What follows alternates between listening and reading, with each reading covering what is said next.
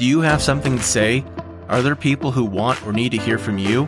Have you always wanted to start a podcast but don't know where to start? Welcome to Resonate Media, where our mission is to amplify you.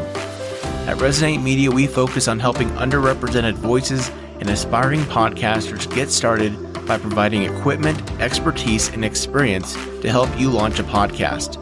To get started, visit ResonateMediaPro.com.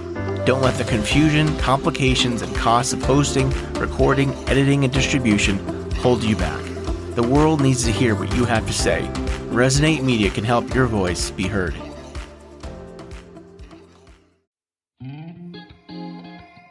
Hello, everyone. Welcome to All Things Episcopal, where we talk about anything and everything related to the Episcopal Church.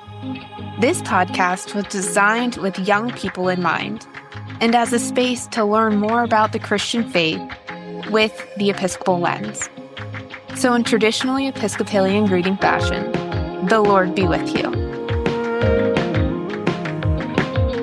Hey friends, welcome back to All Things Episcopal. Today we are talking about a very complex and nuanced topic that is impacting many people in the United States, especially politically and spiritually, and that is immigration and migration.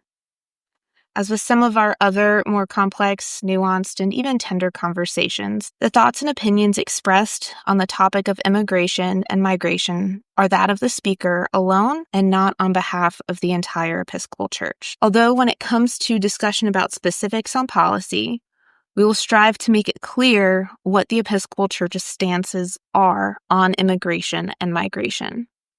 We'll also attach links to toolkits and resources and even resolutions from the Episcopal Church for further reading in the show notes. Because this topic is complex, nuanced, and tender, we ask that you take care of yourself as you listen and also know it's okay to skip this episode if this topic is just too tender for you. Okay, on with the show. Today we have a full house on the podcast. I am joined by Mother Karen Schlebach once again, and not one, but three guests on the podcast: Mother Sarah Shipman, Andres Burbano, and Danny Mortensen. Mother Sarah and Andres, welcome to All Things Episcopal. And Danny, welcome back to All Things Episcopal. Before we dive in, I'd like for Mother Sarah, Danny, and Andres to share a little bit about their journey with the Episcopal Church, how you all found yourself amongst what I like to think of as a bunch of contrite misfits known as Episcopalians, and your interest and an unfun fact about yourself. No, that is not a typo. I really mean an unfun fact. So, Mother Sarah, would you be willing to share first, and then we'll have Danny, and then Andres? Sure. Thank you, Claire. My first experience was actually with the Anglican Church. Right after college, I went on a trip to England where we toured cathedrals, minsters, and abbeys during the day and went to plays at night. So it was sort of a church and theater tour. And we ended up attending an evensong service at Canterbury Cathedral, which for a theater kid to be in a place like Canterbury Cathedral and see, at the time, what I thought of as the lights, the sets, the costumes, the props for a performance was just a really a transformational experience for me. And then a few years later, my husband and I decided that we needed to find a church together. And he grew up Roman Catholic and I grew up Methodist, and the Episcopal Church seemed to be a place to start as sort of fitting both of us. And I had remembered this experience in England. And then the very first Episcopal church we went to, the priest was a female, and her sermon was all about Madeleine L'Engle. And so I was hooked and have been a part of the Episcopal Church ever since. And that was probably 20 years ago.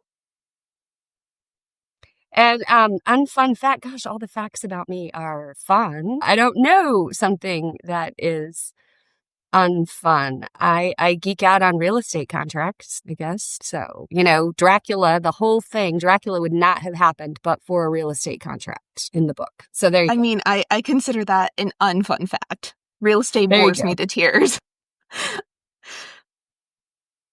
What about you, Danny? First of all, real estate's actually amazing, so I would argue.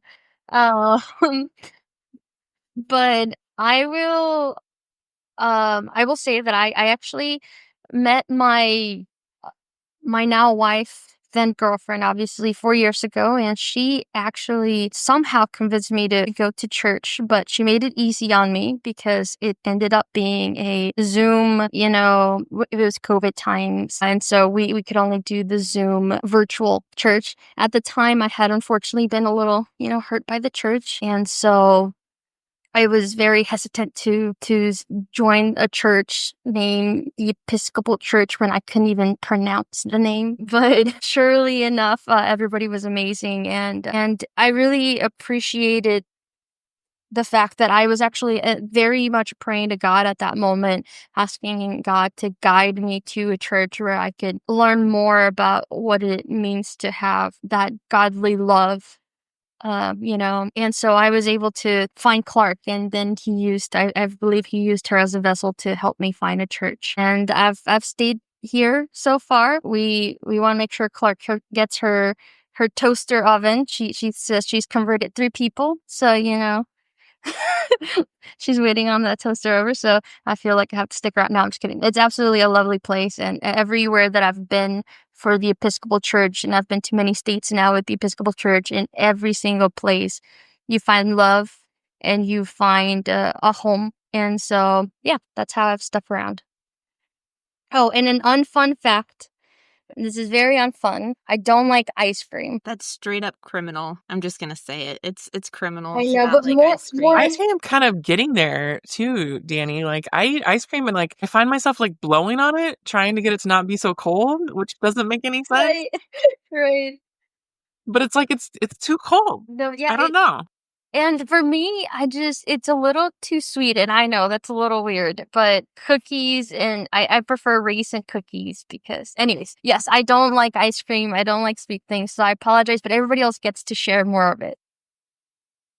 This is true. And for our listeners, I'm going to tattle on Danny a little bit. Danny is my former intern at Grace and Holy Trinity. And as you've heard her speak on the podcast before, one of her first youth group nights, we did a baking, design type of ordeal thing where the kids designed various decorations on cake, and Danny was nominated to be the taste tester, and I didn't know that she didn't like sweets at the time, so she endured a little bit of youth ministry baptism by fire with a lot of sugar that night. Anyways, so Andres, what about you? How did you find yourself in the Episcopal Church? Yeah, so I actually grew up Roman Catholic, and it was just one of those things where I was forced to go to church. It wasn't necessarily like a thing that I wanted to do when I was little. So I never really found community in the Catholic Church. As I got older, I realized that, no one was forcing me, so I just stopped going to church altogether. And then I met this lovely lady that I have next to me, Claire. Eventually I ended up moving to Kansas City, and one day I just kind of said hey, can we go to church? And, that's basically how we started, I guess, our journey, or at least my journey. Yeah, ish. But yeah, it's kind of like a boring story, but I mean, that's basically the fact behind it. An unfun fact about me. I don't know. I'm not sure. Can you tell me an unfun fact about me? Well, I feel like that's unfair because I'm your spouse. Yeah, that's It might That's be mean exactly if the question she I should said ask. something unfun about you. Say that again. It might become something mean if she shares something unfun about you. Here, how about this? I eat mostly meat. So most of the time I just have some sort of meat. Literally I eat 95% of my diet is just meat. Just some sort of meat. Which for our listeners is the complete opposite of myself. I am a vegetarian, borderline vegan. Yep. So when they say opposites attract, it really is a thing. Yep. Well, thank you. Thank you all for sharing your stories. And I'm going to also tattle on Andres a little bit. So October 7th, 2023, Andres finally moved from the Roman Catholic Church and joined us heathens as Protestants. Officially. And was confirmed in the Episcopal Church, which is the same day that a very beloved friend of ours was married. Yes, it is. We ran from their wedding to confirmation in our wedding clothes. And the bishop was like, "You guys are a little overdressed for this." Anyways, so as listeners know, this podcast is very much a podcast that seeks to educate through storytelling and sharing resources about the Christian faith through the Episcopal lens. And as we mentioned earlier, in recent weeks, there's been a lot of conversation around immigration and refugees within the United States in particularly. And that's been really scary for a lot of people. For some, this is because it means separation of families, loss of jobs if you work in the nonprofit sector or the government sector on resettlement and hospitality for those newly immigrated to the States. And for others, it's general hopelessness because of how we're treating people regardless of political affiliation or country of origin. And while others have different thoughts and feelings on the matter. Both Danny and Andres are immigrants to the United States and have different arrival stories, which impacts their views of policy surrounding immigration, both within the church and civic society. Danny and Andres, if you would, share with us a bit of y'all's arrival stories and how that has impacted your life as young adults. Andres, if you wouldn't mind, we'll have you share first, and then we'll have Danny share her arrival story. Yeah. Okay, so I was actually born in Colombia and I lived there until I was 7. At that time, at that point in my life, my mom actually decided to start a new life in Panama. She started her business there and it was actually a successful import-export of art business. She eventually grew the business to have a national distribution. So life was actually pretty good for us in those years. While we were living in Panama, my mom actually met somebody online. This was actually in the era of MSN chats, right? Like before Match.com and all of those things, right? So he was actually a Cuban American and he had escaped Cuba's Castro regime in the 1980s. Become a U.S. citizen and was living in the U.S. And after several months of chatting, he was traveling back and forth between the U.S. and Panama. They decided to get married, get serious, and they both began the legal process for us to come to the U.S. In 2004, my mom sold her business in Panama, and after I finished school, we moved back to Colombia. To wait for our visas. That whole process took about a year. And by January of 2006, I was 12 and we finally arrived to the U.S. So, because the Colombian school year runs from January to about November, and I had just finished the 6th grade in Colombia. When I got to the U.S. In January of 2006, it was actually the midpoint of the American school year, which for listeners, it actually runs from give or take August to May, right? The school board actually placed me directly into the 7th grade. And there was some debate about maybe having me repeat the 6th grade, but I had all A's back in Colombia, so that kind of convinced them otherwise. Still, though, starting the 7th grade halfway through the year was actually pretty tough. I didn't know how to speak English. I didn't know anyone, and I just kind of felt at home, but sort of like out of place. About 8 months after we arrived here, my stepdad was diagnosed with kidney cancer. He lost his job due to illness. My mom had been studying English full-time at the local community college, but she had to drop out and work as a cashier at Walmart so she could pay the bills. We relied on food stamps and help from friends and family, or friends, thrift stores for clothing. I still remember finding new quote unquote Florida souvenir shirts for about 25 cents each. I guess if you live in Florida, you go to a thrift store, you're going to find a lot of them. And I remember there were a few students that made a few comments about how nice it was to see a recently arrived immigrant wear them. And and that I was so proud to wear my Florida shirts, right? And they just didn't realize that that's all that I could afford.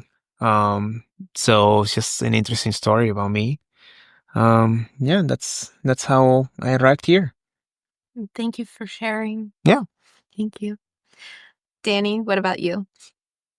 First of all, again, Andres, thank you for sharing. It really means a lot to know a little bit more about you. So I, similar to him, actually headed out here to the United States. I was 9 turning 10, and we did not know any English. We did not know anything other than we actually did not find out we were making the move until a day before. And we were very integrated in the school system in Mexico, and I had like you, straight A's, so I was used to being top of my class. And once we arrived here to the United States, I obviously did not know any English. So I was having to relearn a lot of things in a way, and how the world functioned here, including how safe it is here versus where I used to live, where there was 300 people who all knew each other. So the world here was a lot scarier than I had ever even could fathom, really. But my mom wanted us to have a successful, or as successful as possible, of a transition to the United States. So she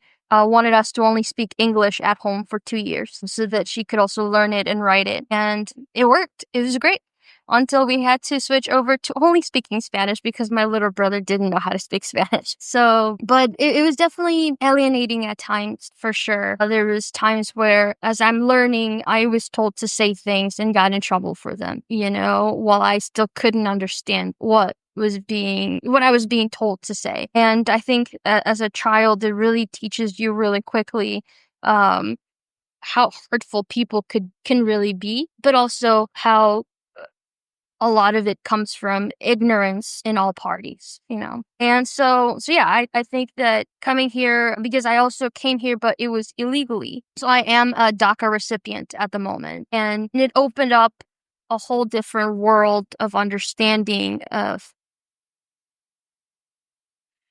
all the differences and all of the disadvantages people have. Due to that, I never in my life thought I would ever get a driver's license. So the first time there was an option for me to have a driver's license, we abstained from getting a driver's license for a whole year because we were so scared that was a scam. Even though it was obvious, it was legal. But just things like that I just thought was impossible. Or even getting a job, a good legal job, getting health insurance and stuff like that. So that's just a little bit of the perspective that I guess it clicks in my mind now because of having had come here in the way that I did. Like you said, Danny, to Andres, thank you so much for trusting us with your story. And it means a great deal to me and to our listeners as well. One of the things I love so much about our denomination is that we strive to honor the history of our baptismal covenant, which is to honor the dignity of every human being and to seek and serve Christ in all persons, loving them as ourselves. Welcoming the stranger is a tangible example of that. And it's also part of the mission of the church, which is to reconcile all persons to unity with God and each other in Christ. And we do this through means of prayer, worship, and proclamation of the gospel and promoting justice, peace, and love. Mother Sarah, I wonder if you can tell us a little bit more about how you found yourself dedicated to law, the church, and more specifically, how those two aspects of your life led you to advocating for immigrants and refugees in the USA. I can try. It's kind of a twisted, convoluted tale. But as I mentioned, like in the intro section, I was a theater kid which that is not necessarily what everybody's parents dream that their kid is going to grow up and be, a stage manager. But I did work professionally as a stage manager for a few years, but had always wanted to go to law school. And so found myself sort of at a career crossroads, deciding I didn't want to keep working nights and weekends all the time doing theater. And it's not a well-paying job in the middle of Kansas. So decided to go to law school. And eventually, through sort of my legal training, I found my way into state government. And while I was working in state government, I had an opportunity as a volunteer to do some work with anti-human trafficking organizations in my community, which really opened my eyes to the ways that government and law and vulnerable populations intersect with one another and how we can use some of those things to better serve and support people. There are government programs that actually can provide support and services for all sorts of vulnerable populations. And so as I volunteered for that organization for a while doing anti-human trafficking work, I ended up getting offered a position as an assistant attorney general representing those populations that the state government of Kansas served, whether it was survivors of domestic violence or victims of crime. So I served sort of as the assistant attorney general overseeing those vulnerable population programs. All of that got me into seminary and looking for a way to better connect my faith, my work in law, and my desire to serve people. And doing homework for a seminary paper, I saw a job opening at Episcopal Migration Ministries and thought, wow, I didn't know the church had anything like this. And it was overseeing a government-funded grant program and working with ministries throughout the church that served newcomers, and thought, well, this sounds like the perfect job for me. And, here I am. And I took this job in 2022. And I do tell people all the time, it's the very best mix of all of the things that I do and have studied over the course of my varied career interests. I'm not going back to school again. I'll tell you that. So Mother Sarah's being very humble right now in that she didn't say that she is the director, unless I'm just having hard of hearing moment. She is the director of Episcopal Migration Ministries. So one more lady in the pulpit with a collar, which is awesome, but also one more lady with director, part of her name, which is great too. I'm wondering if you can tell us a little bit more about why Episcopal Migration Ministries was founded and what your current day-to-day operations are looking like right now in light of the change of immigration and migration policies within the United States. Sure. I want to make sure that I point out that we are recording this in March of 2025. Things in the immigration space change every day. So, and I haven't fully read the news today, so I may not be accurate about where we are in the immigration space, but I will tell you that since January, it's different every day. Episcopal Migration Ministries can trace our work back to port chaplaincies on both coasts in the late 1800s, where we had Episcopalians welcoming people who were coming to the United States in the late 1800s. And so that's where we like to say we got our start. But the work in earnest started under the Presiding Bishop's Fund for World Relief in the 1930s, where Episcopalians were active in supporting those people who were fleeing Nazi Europe. And so as they were coming into the United States. So the Episcopal Church was active there, and that's where we really started working with resettlement. For several years, for about 50 years after the 90s, we did resettlement work ecumenically with other organizations, including Church World Service. And through that, we helped resettle people fleeing Vietnamese and Cambodian refugees. We helped resettle Cubans during the Mariel boat lift and all sorts of other displaced people across the world coming to the United States. In the 1980s, we were formally entered into a relationship with the U.S. Department of State to serve as a refugee resettlement agency, which means that we had a cooperative agreement with the United States, along with now 9 other organizations who were in public-private partnership with the U.S. to resettle refugees in cooperation with the United Nations.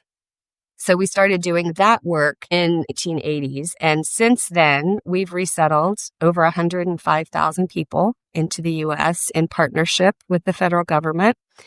Last year, it was over 6,500 people that we resettled, and we were on track for this year to resettle closer to 7,500 people through the Episcopal Church. And we do that through a network of organizations all across the country who are the C3 organizations who provide direct services. We oversee their work on behalf of the government.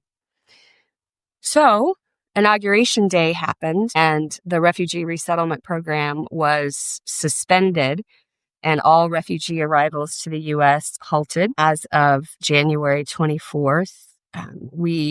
We and other organizations had people at the airports on the tarmacs ready to come to the U.S.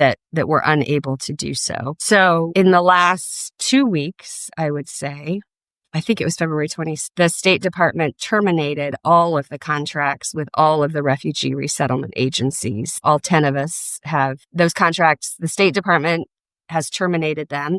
I will say that is the subject of multiple lawsuits and litigation that I can't get much into, but let me just say that nothing about executive orders and decisions regarding funding right now are settled in the new Trump administration, whether it's foreign assistance or refugee resettlement or any of those programs. So we are in the process of trying to figure out how to serve those clients who had arrived prior to January 24th.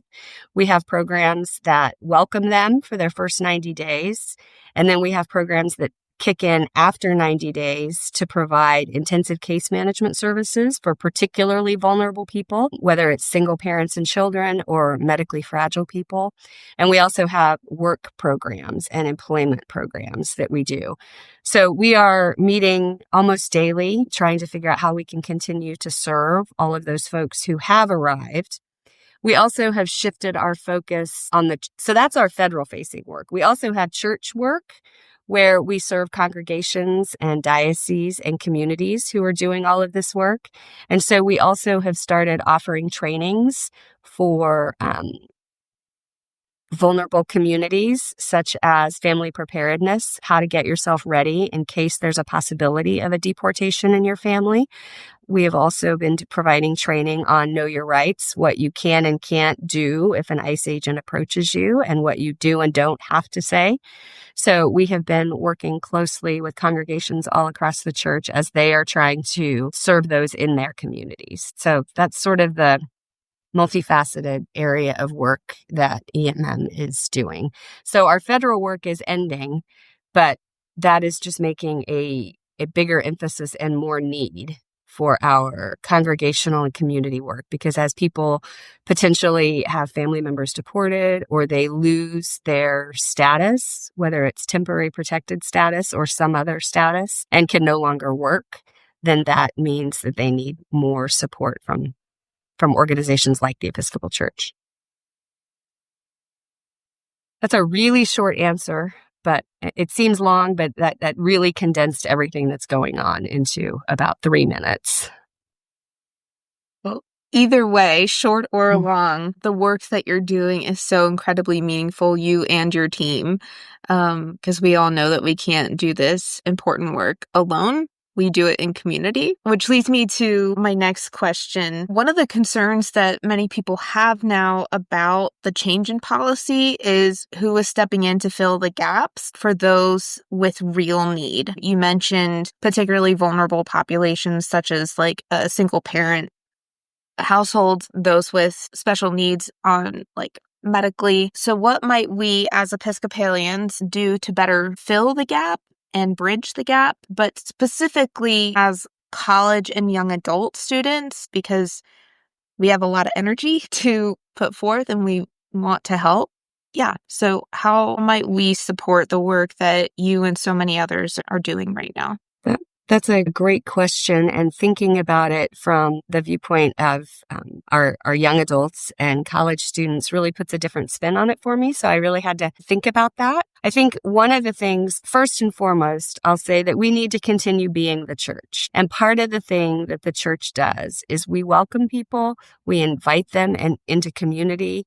We have ministries that, whether they are justice ministries or mercy ministries, all of those participation in both the justice aspect of ministry and also the mercy aspect of ministry are going to become so important over the next days, weeks, months, years as we sort of face the new reality. I don't want to say new normal, because I don't think that this will ever be the way we're treating people should ever necessarily be considered normal. But I think to the extent that you're involved in a parish that has a feeding ministry or a clothing ministry, anything you can do there is helpful. To the extent you're in a community that has refugee resettlement agencies doing this work, Episcopal Migration Ministries does not have any partner organizations in Kansas or Missouri, but I know that Catholic Charities does, and I know that there are a couple of others, and all of those organizations are having to lay off staff and stop providing services. And it's services such as driving people to the doctor's office, because a lot of times our newcomers don't have their own vehicles and public transportation may not be great in their community. So those places where somebody could step in and volunteer for an afternoon to drive a family to the doctor is going to be incredibly important for them. I think also just being a good neighbor, offering to do yard work for those people that you see in your community who can't do these kinds of things. We're finding a lot of people are afraid to go outside. We're finding a lot of people are afraid to go to the grocery store. We're finding a lot of people are nervous about what could happen as they go into public spaces, given their different levels of immigration status. And while I don't suggest you ever ask anybody what their status is, I think anytime you can offer to provide support to keep them from having to go someplace where they might not feel safe is going to be incredibly beneficial to them. So that's what I would say. I would also say, thinking specifically about college students, we're coming up to summer. I don't know what's going to happen when college students leave to go back home. And, there's been discussion of, is there going to be another travel ban coming? What happens? So ways that communities can think about keeping their students in the U.S. rather than sending them back overseas where they may not be able to come back 6 months from now. So those are quick things I was able to think of, specifically focusing on young people. Mother Karen, I want to give you the opportunity to say something in response to that, because you specifically work with college students, like in person. So I'm curious, I'm kind of putting you on the spot here. I'm curious if these are some conversations that have kind of happened, like kind of sidebar at the Canterbury houses, or, has that kind of popped up in some of the ministry work that you've been doing? I've actually been sort of surprised, I think, at how our college students, at least the ones that I have been working with, I'm sure it's not all college students or anything, but I don't think it has fully hit them yet what all is going on and what the impacts are going to be. A couple of weeks ago, on one campus, they were organizing and publicizing a protest because that campus was eliminating its non-binary dorm. So one of the residence halls basically it just didn't look at gender when making room assignments. And so everything was just kind of non-binary in that dorm. And they announced that they were not going to be able to offer that next year. And so the students were protesting, and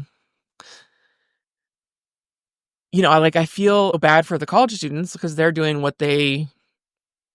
they're trying to stand up for what they think is right. Well, I believe what is right along with them, right? So that was happening at one campus. Another campus was posting about how anything talking about diversity had been removed from their university website. So they're starting to see some of this stuff, and I don't know if they're seeing that it's all because of the federal government and decisions that are coming from that. I don't know if they've made that connection yet. They're getting there. Columbia University, where the student with the green card was arrested.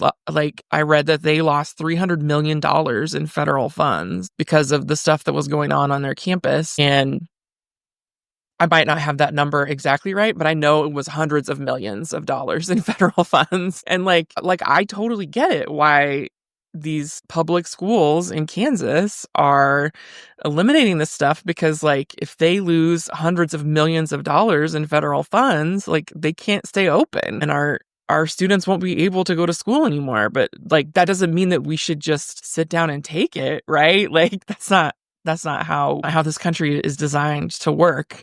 And so, I do think it's been less than 2 months since the current administration took office. And so as things are developing and trickling down to our own context, I'm interested to see how it plays out and what types of activism our students are interested in getting involved in. I support the idea of call Congress. I'll push that as an option for people. But, I don't know that I know what to do either. Like, I mean, I like what Sarah is sharing is like, you do the little thing, you do the local thing that you can do. You try to make up for the gap that has been created. That's sort of our role as Christians on a local level. But also, I think there's work that could be done to make change happen at a national, federal level as well. Yeah, I completely agree with you. And thank you for that response. I know I put you on the spot there. One of the things that I'm going to brag on Danny and Andres for a second, these two lovely human beings have done just that. In various times, like right at the height of the pandemic, when Andres and we were at a different parish, we noticed that the church that we belonged to had a food pantry, and a lot of the families that were coming through were primarily Spanish speaking. And full disclosure, folks, I know very, very little Spanish in terms of like how I can speak it. I can understand it a lot more than I can speak it. And I asked Andres, like, would he mind helping interpret for families in need so we could get them the resources? And he was like, say no more. Like, I'm going to help. And so he has paid it forward in that sense to help other families elevate a little bit of the burden that they're experiencing. And I know Danny has done the same in a variety of capacities. So I am very, very grateful to know the two of you that goodness is still very much alive and well. Switching gears slightly. I mean, I just want to say, like, honestly, like, I am amazed that Danny and Andreas are even on this podcast right now. Like, I would be, if I don't know, because I have never been in any situation like that, but I feel like if it was me right now, I would be afraid. I would be one of those people that was afraid to come out of my house. I would not be talking about my story at all. So, like, Thank you for saying that. Honestly, kudos to you guys. Yeah. If I may add, I think that, at least I can't speak for Andreas, but from my point of view in my life, though I do have the status that I do have, I'm very privileged because I am able to speak on it at this moment with minimal repercussions at this moment, right? I don't say that it's anybody's duty to speak on it, but I do say that if you feel called to, I think it's very important to share, because sharing, you really give a perspective, a face to a perspective, and I've learned that from a very young age, where I was told, well, I was the exception, I was the exception to the bad immigrants. And it's like I was talking to Claire earlier, it's just that I somehow fit the mold they want. I worked really hard to get rid of my accent because I believed that was the right thing. When you having an accent or not having an accent there's nothing to it, And I think that it's very important for people to, like you said, Mother Karen, to really understand that it's no one's duty to speak on it. If they do, it is a big leap of faith on others, essentially, because I do have family members that, could get affected and are being affected actively about this. So I appreciate you saying that. Yeah, and I appreciate you saying that as well. And it's interesting. So what Danny mentioned actually kind of like hits home for me as well. So like I came here, granted, when I came here, I had a visa. We actually came on a K visa, something like that. It's like a fiancé visa. I'm actually a U.S. citizen, right? So I don't have any of the fears of like, being deported or anything like that. But one of the things that Danny mentioned was like being one of the good ones, right? It's interesting because I actually feel like I done all of the quote unquote right things, right? So like after high school, I went to college, got a degree, I joined the army, became an army officer, served for a few years. So it's interesting that she has received that sort of like comment, and I received that sort of comment as well. And granted, we had different paths, right? And Danny, if I might ask, what year did you come in? 2005 in 6-ish. Okay, so give or take around the same time Yes. that I came here. Okay, yeah. So no, thank you for sharing that. Immigrants make our country better, y'all. Just saying. So switching gears slightly in our last few minutes, I want to address the Episcopal Church's stance, particularly its policies around immigration and asylum. The Episcopal Church, starting in 1985, and Mother Sarah, if you're more knowledgeable about this in your research than I am, please correct me. Starting in 1985, a general convention, it made one of its first resolutions to call upon the U.S. Congress to enact immigration legislation that recognizes the human realities of undocumented persons in this country, and that provides asylum for those fleeing political repression. Furthermore, in 2018, at General Convention, it reaffirmed its commitment to a resolution that was made in 2009 to advocate for congressional consideration and implementation of comprehensive immigration reform, which will allow millions of undocumented immigrants who have established roots in the United States and are often parents and spouses of U.S. citizens to have a realistic pathway to citizenship and to full social and economic integration in the United States. And be it further resolved, this is directly from General Convention, folks, that we affirm comprehensive immigration reform to include keeping families together, respecting the United States Bill of Rights, honoring human and worker rights, and finally, providing a pathway to citizenship. So while I named 2 resolutions here, it is certainly not an exhaustive list, but it gives you a small window into where the Episcopal Church stands on the topic of immigration in particular, and I'm sure that there's much more around refugee and asylum status. We just don't have the time today to address it. Well, and just as a reminder for those of you who aren't Episcopal Church nerds like me and Claire, so our General Convention is a governing representative body that meets every 3 years. And the reason we pass resolutions like this is because we actually have a public policy network that will go and lobby government on behalf of the church. But we have to pass a resolution stating what we believe for them to be able to do that. So that's why we have these statements. Yeah. And Claire, I'll just jump in and say that over the last few weeks, we at the Episcopal Church Center have been working really hard to compile all of the immigration resources of the church, which includes all of our policy statements, all of our trainings, all of our documents in one easy-to-find toolkit, which is just at episcopalchurch.org/immigration action toolkit. And everything that you might possibly want is as to where the church stands, and the resources that we have available can be found there. So I don't know if we have show notes that go after this, but that would be a great thing to include in the show notes, because it's taken us a long time to compile all that into one resource, because we have been speaking about immigration since the 30s.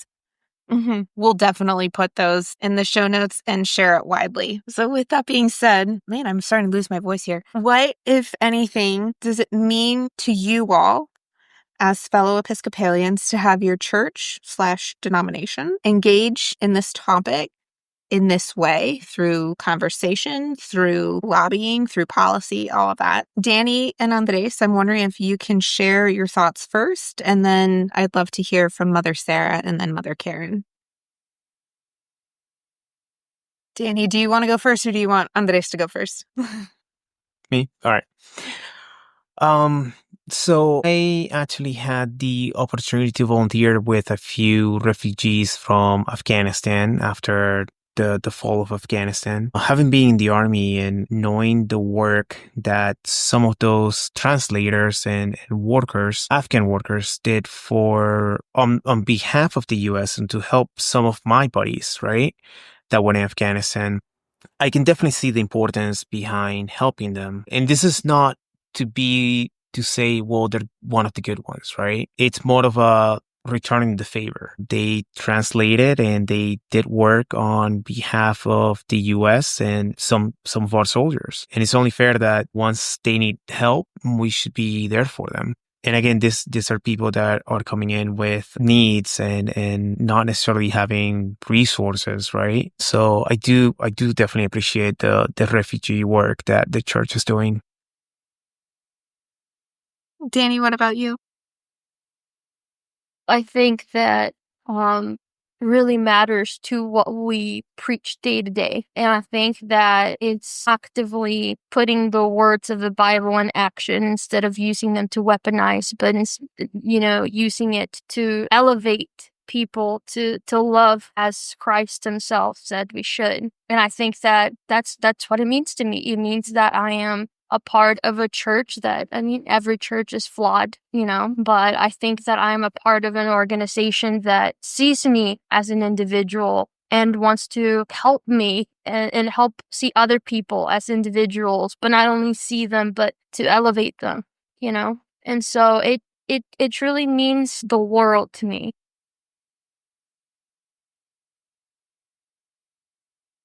I don't know that I could say it any better than Danny just did. I guess, welcome and love are two of the most deeply held tenets of our faith. And I think that doing this work is the way that we show the face of God to others. And it's the way that we are acting as Jesus' hands and feet in the world today. I mean, I think the only thing I would add is that, God did not put these borders on our lands. We put the borders there. And so, giving people different rights or different dignity or different treatment because they were born on one side of an arbitrary line versus another is just completely ridiculous. And yeah, this is what the church does, is respect the dignity of every human being, regardless of where you were born or how you talk or what you look like or whatever. The thing that comes to mind is Imago Dei, as I'm hearing each of you talk. Each of us are image bearers of God. And no matter who you encounter, regardless of their status, regardless of their socioeconomic status, regardless of first language, any of it, they bear the image of God. And I think for each of us, we would do much better if we remembered that, especially when it comes to policy making, be it church or civic society. So because we are people who strive to love with all that we can, with all the means we can, I'm wondering if each of you, Danny, Andres, Mother Sarah, Mother Karen, can name a time when you saw the Holy Spirit at work repairing the breach between resident and stranger, so the stranger becomes a beloved neighbor.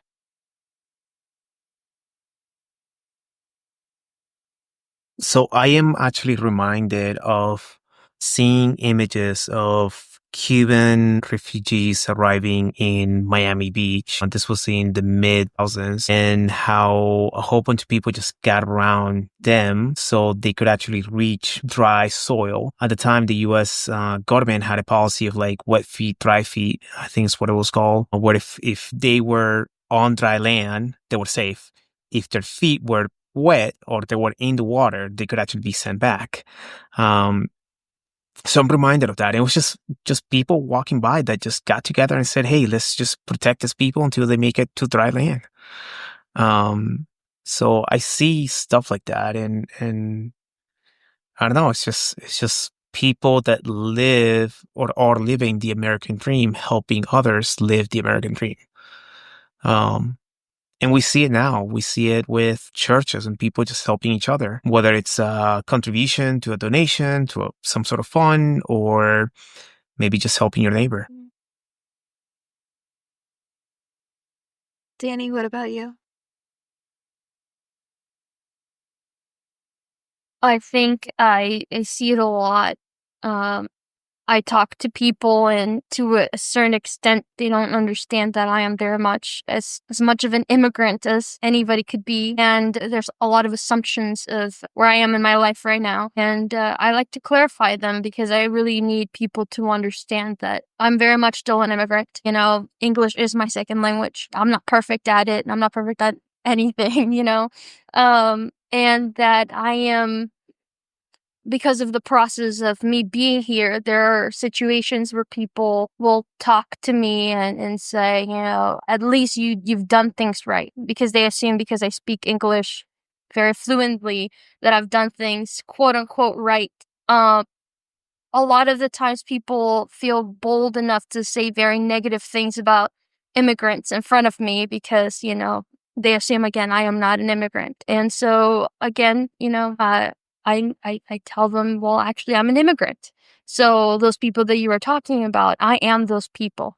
You know, those people that you believe are taking advantage of things, you know, I actively could not, you know. And you can see, I don't know whether it's embarrassment or what it is, who can tell, but you can see their views change, because they've already categorized me as something else, right? And so when I tell them I am that one thing that you actively are hating or spewing hate for, you know, they'd see, I think, a different world, I guess. And I am more than open to, as long as we can have a civil conversation, to go more in depth about my perspective and their perspective. And I think it's really amazing, unfortunate to have the situation be what it is, but it's amazing to see people go from, I hate this, to I didn't understand it. Obviously, everybody's responsible for understanding things, right? But then accepting that they didn't understand it, and that they themselves spewed hate, or they themselves spread hate around, right? And then saying, I'm sorry. I think that that's where, obviously, we don't change overnight. But I think that's where I usually see that, seeing people understand their mistakes and then get I guess, information to understand, oh, okay, this is factually correct, that was not factually correct, or vice versa.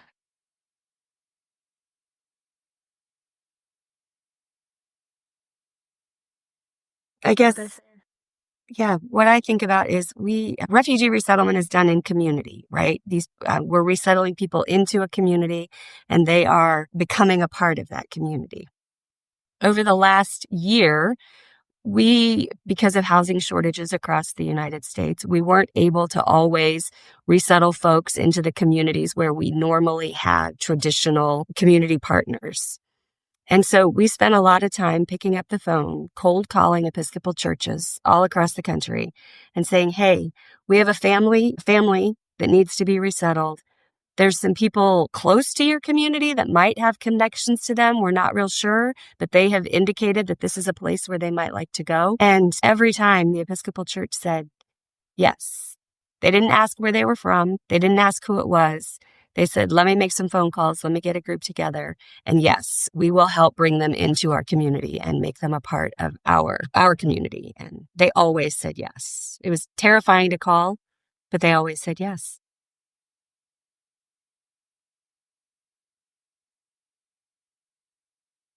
I have a couple of examples that come to mind. One of them is that I've been involved in some church-wide stuff, particularly the Episcopal Youth Event, and they try really hard to be welcoming and inclusive, mostly of Spanish speakers, and making their services bilingual and including music that will be comfortable and familiar to both English speakers and Spanish speakers. And seeing the youth, like, you know, these white kids from Kansas who learn Spanish in high school and just really embrace that environment and loving the Spanish songs more than the English songs, and just being really open to that is really beautiful. And then I think the other one that comes to mind is just more locally, that we had a student who moved here from Colombia, right? and who came to camp this last summer. And it was a little bit, he spoke some English, but wasn't 100% comfortable with English yet. And on the last night of camp, he was like teaching all of the other campers how to do these amazing dances. And he was swinging the girls around and just being a real, I don't know what stereotypical guy term I would use to describe it, but everybody wanted to dance with him that night because he was just having a blast and they were all enjoying it too. And it was just fun to see that. And hopefully he felt welcomed and included. And even though it was a tough week, I'm sure. So, but those are the two examples that come to mind for me. I love hearing all of these stories because that's the point, to love without any boundary, to care, and to do the work that we can do with the means that we can, with the grace that we have been given. So we have come to the end of our time together. Danny and Andres, thank you so very much for trusting us with your stories. Mother Sarah, thank you so much for sharing your story as well as the work that you're doing at Episcopal Migration Ministries. It is so important. So important. And this is our time. I'm curious, I'm kind of going off script here. I'm curious, would anyone like to close us out in prayer? Is anyone feeling moved to do that? I can do it if you want. I don't know how eloquent it's going to be. The Lord be with you. And also with you. And holy God,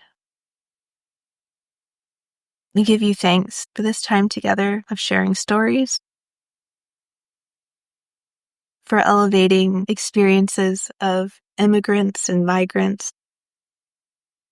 Help us to be ever mindful of those around us. Help us to remember that each and every person that we encounter bears the image of you. Help us to give us the grace and the will to continue to do the work that you have given us to do. All this we ask in your Son's name. Amen.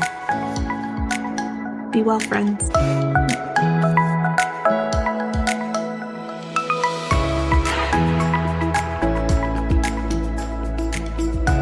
Hey, friends. Thanks for listening. Please like and subscribe and leave a review wherever you listen to podcasts.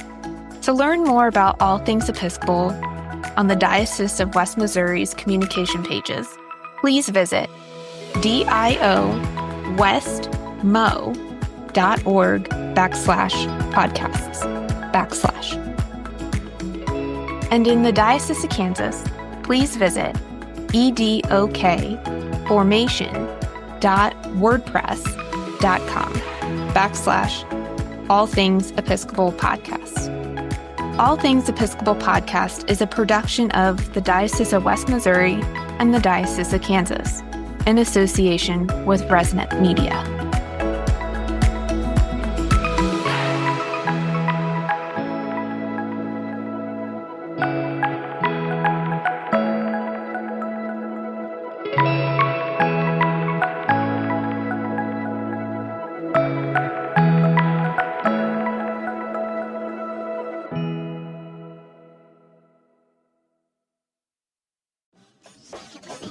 Looking for fresh ideas to lead your church in today's changing world?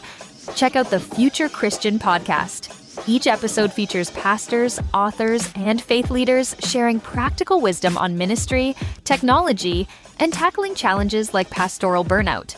Whether you're a pastor, church leader, or passionate about your faith, we're here to inspire and equip you for impactful ministry. Listen now on your favorite podcast platform.